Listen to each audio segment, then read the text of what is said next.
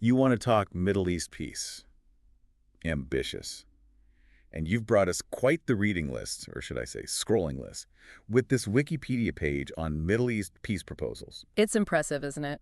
It's easy to think Middle East peace and just picture, the Israeli-Palestinian conflict. Like that's the only one happening. Right. But this Wikipedia page it's got everything. Yemen, Turkey, even agreements from World War I. Can you believe that? It's a lot, which is why we're here. We're going way beyond the headlines to really dig into this. Uncovering those hidden connections, the things you might not hear about every day. Exactly.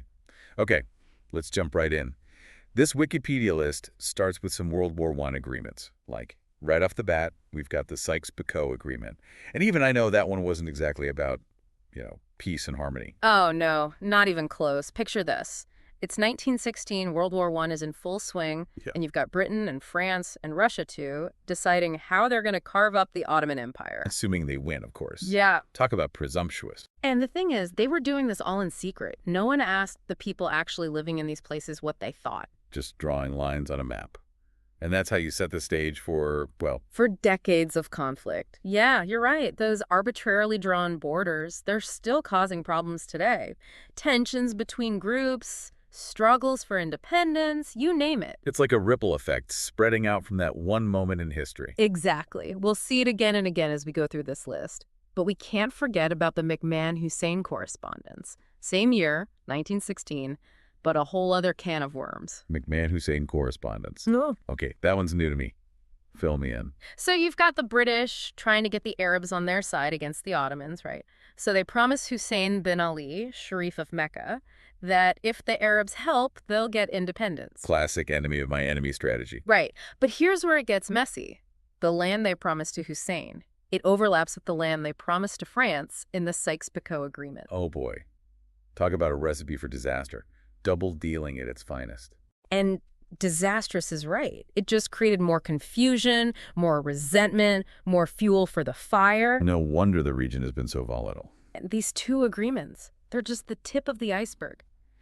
As we go through this list, you'll see how these decisions made over 100 years ago are still impacting things today. It's like they set the stage for a century of conflict, unwittingly or not. In a way, they did. And it shows that achieving peace in the Middle East, it's not just about resolving one conflict. It's about untangling a century's worth of, let's say, complications. It's about recognizing those echoes of history, those patterns that keep repeating themselves. Exactly. And if we don't understand that, then we're doomed to repeat them.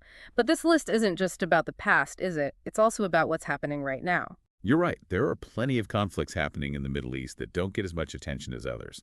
And this list has got them all.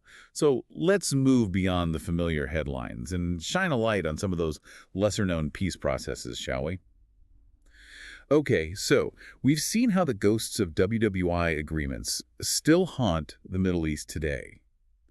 But this Wikipedia list you've shared goes way beyond those big historical moments. It also shines a light on peace processes you might not hear about every day. Absolutely, and they're important. They remind us that peace building is rarely straightforward, right? There's no one-size-fits-all solution. Like trying to solve a giant jigsaw puzzle, but the pieces keep changing shape. Exactly. So let's take a closer look at a few of those lesser-known conflicts, shall we? We could start with Cyprus. Cyprus, okay, yeah. Divided island, lots of history there. But give me the rundown. What's at the heart of that conflict? Well, you've got two main communities living on this island, Greek Cypriots and Turkish Cypriots. They gain independence from Britain in 1960. Everything seems hopeful, but then... But then 1974 happens. Exactly. A coup, supported by the Greek government, throws everything into chaos. Turkey gets worried about the Turkish Cypriot community and steps in with military force. And just like that, a divided island. Pretty much. The northern part declares itself the Turkish Republic of Northern Cyprus, but there's a catch. I'm guessing the rest of the world didn't exactly line up to recognize this new republic. You got it. Only Turkey recognizes it. Everyone else still sees it as part of the Republic of Cyprus. Yeah. So you have this ongoing political stalemate, a divided island, and the constant risk of things boiling over again. It sounds like a nightmare to try and untangle diplomatically. What kind of peace efforts have even been attempted? Well, your Wikipedia list is a gold mine. It mentions tons of negotiations, UN resolutions, you name it. One that stands out is the Annan Plan back in 2004. The Annan Plan. Okay, I think I've heard that name before, but I can't quite place it. Remind me what that was all about. So Kofi Annan, the former UN Secretary General, he proposes this idea of a bizonal bicommunal federation for a reunited Cyprus, basically trying to create a system where both Greek Cypriots and Turkish Cypriots share power. A delicate balancing act, to say the least. Oh, absolutely. And it actually got pretty far, but it ultimately failed. Greek Cypriots voted against it in a referendum. It's a good reminder that peace can't be forced on anyone. The people directly affected have to be on board. Couldn't agree more. And that's been a major stumbling block in Cyprus. Building trust, overcoming those deep divisions, it's incredibly tough. And despite the efforts, a lasting solution is still out there. It's a good reminder that peace is a long game, and sometimes even the best efforts don't get you to the finish line. Speaking of complicated conflicts, this list also mentions the Turkish Kurdish one, and that feels particularly relevant these days. It's definitely one that often gets overshadowed by other regional issues, but it's incredibly significant, and it has ramifications beyond Turkey's borders as well. Okay, so for those of us who need a refresher, give us the historical context. What are the roots of this conflict? Well, imagine a large Kurdish population spread across multiple countries. Southeastern Turkey, northern Iraq, western Iran, parts of Syria. They have this shared identity, a shared language, a shared culture, but they don't have a unified, independent state of their own. And that's the core issue, that desire for self-determination. Exactly. And it's been going on for decades. The Kurdistan Workers' Party, the PKK, has been fighting for Kurdish autonomy or independence within Turkey. As you can imagine, this has led to a lot of tension and violence. The PKK is often labeled a terrorist organization by Turkey and even some Western governments. How does that complicate things? Hugely. It creates a fundamental disagreement right off the bat. The Turkish government sees the PKK as a threat, plain and simple. The PKK sees itself as a liberation movement, fighting for the Kurdish people, bridging that gap. It's almost impossible. It's like they're speaking two completely different languages. It's more than just language, though, right? It's about deeply held beliefs, it's about historical grievances, and it's about this profound lack of trust. There have been attempts to negotiate ceasefires, but nothing sticks.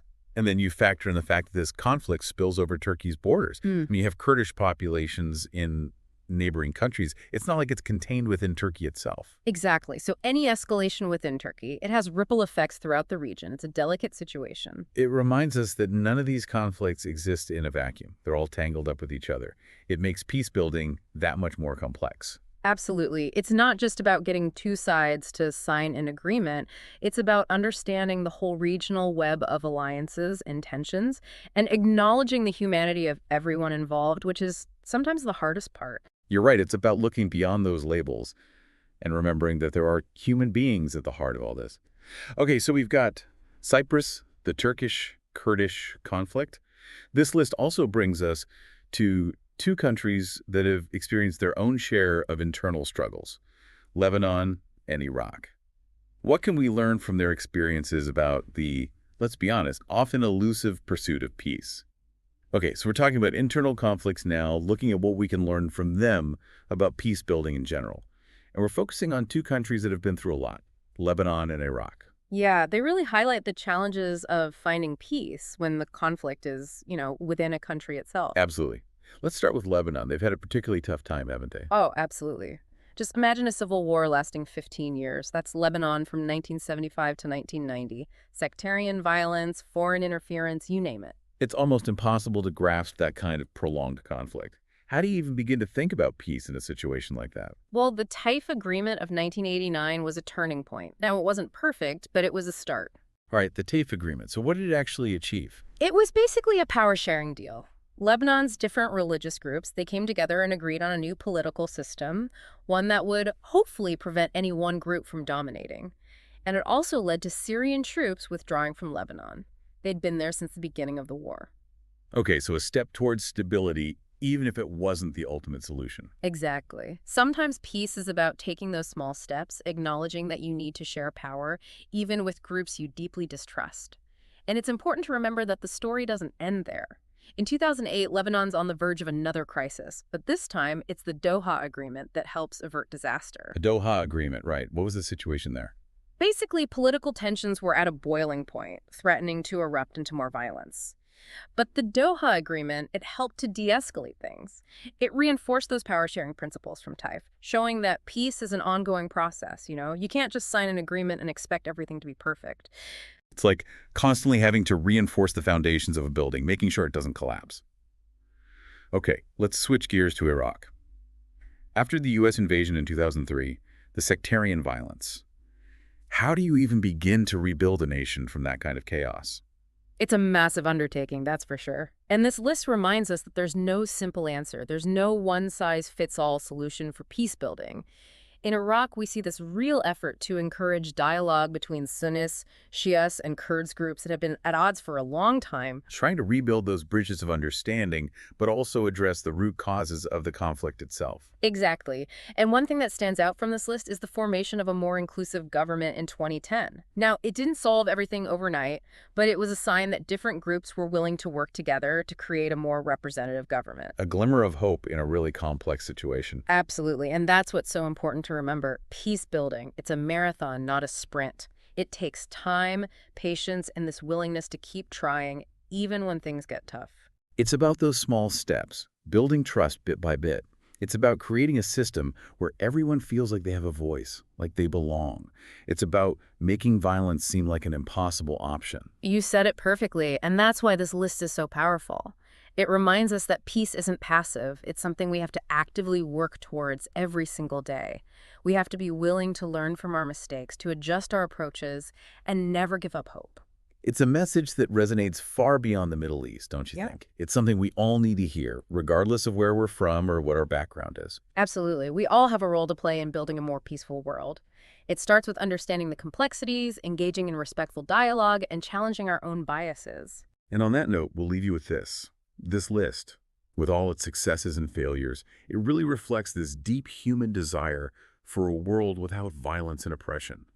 It's a reminder that even when things seem their bleakest, hope still flickers. And that's a powerful thought to carry with us as we navigate the challenges of our own time. Thanks for joining us for this deep dive. We'll see you next time.